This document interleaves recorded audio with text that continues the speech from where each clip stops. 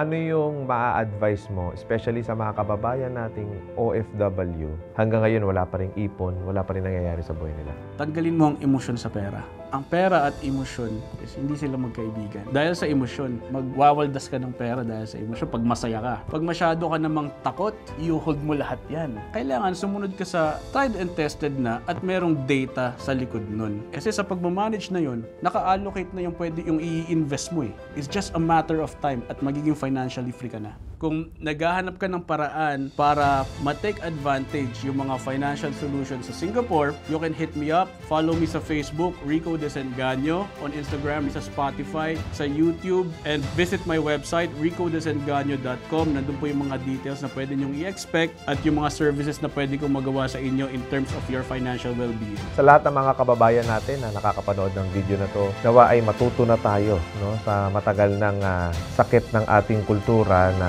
tumatanda na lang tayo nang wala tayong ipon, wala tayong emergency fund. Diba? So, nandito na si Boss Rico Desengaño. Siya po ay lihitimo na wealth manager. Pwede niyo po siyang kontakin. Huwag po kayong maniniwala at huwag kayong magpapabudol sa mga 5%, 10%, 20% guaranteed income monthly. Kalokohan po yan. Scam po yan.